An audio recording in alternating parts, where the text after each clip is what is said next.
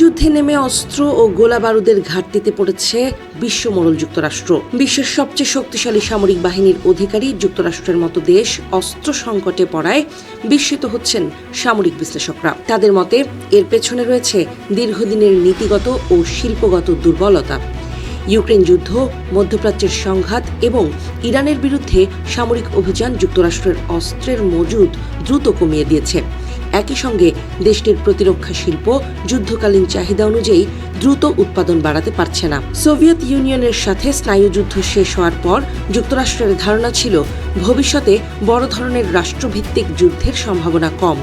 তাই প্রতিরক্ষা শিল্পকে এমনভাবে ফুটিয়ে তোলা হয় যেন শান্তিকালীন প্রয়োজন মেটানো যায় এবং উৎপাদন খরচ কম থাকে। কিন্তু ইউক্রেন যুদ্ধ এবং মধ্যপ্রাচ্যের সাম্প্রতিক সংঘাত দেখিয়ে দিয়েছে দীর্ঘমেয়াদী ও উচ্চমাত্রার যুদ্ধে এই উৎপাদন ব্যবস্থা যথেষ্ট নয়। বর্তমান সংকটের অন্যতম কারণ ইউক্রেনকে ব্যাপক সামরিক সহায়তা।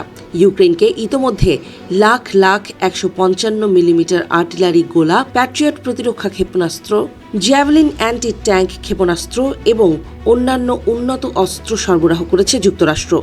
পাশাপাশি ইসরায়েলকে সামরিক সহায়তা, লোহিত সাগরে ইয়েমেনি বিদ্রোহীদের বিরুদ্ধে অভিযান এবং 2026 সালে ইরানের বিরুদ্ধে সামরিক অভিযানে বিপুল পরিমাণ আধুনিক অস্ত্র ব্যবহার হওয়ায় যুক্তরাষ্ট্রের মজুদ আরও দ্রুত কমে গেছে। বিশেষ করে টমাহক ক্রুজ ক্ষেপণাস্ত্র, প্রিসিশন স্ট্রাইক মিসাইল, প্যাট্রিয়ট ও থার্ড প্রতিরক্ষা ক্ষেপণাস্ত্র এবং SM-3 ও SM-6 নৌ প্রতিরক্ষা ক্ষেপণাস্ত্রের ব্যবহার উৎপাদনের তুলনায় অনেক বেশি হয়েছে। ফলে অস্ত্র ব্যবহারের হার এবং উৎপাদনের মধ্যে বড় ধরনের ব্যবধান তৈরি হয়েছে। তবে এই সংকটের শিকড় আরও গভীরে।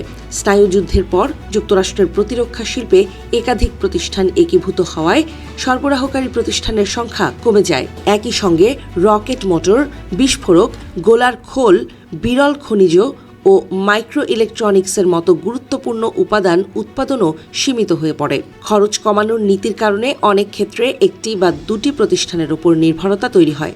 ফলে জরুরি পরিস্থিতিতে যুক্তরাষ্ট্রের দ্রুত অস্ত্র উৎপাদন বাড়ানো কঠিন হয়ে পড়েছে। এর পাশাপাশি দক্ষ কারিগরের অভাব, পুরনো উৎপাদন অবকাঠামো এবং দীর্ঘ সরবরাহ শৃঙ্খলও বড় বাধা হয়ে দাঁড়িয়েছে।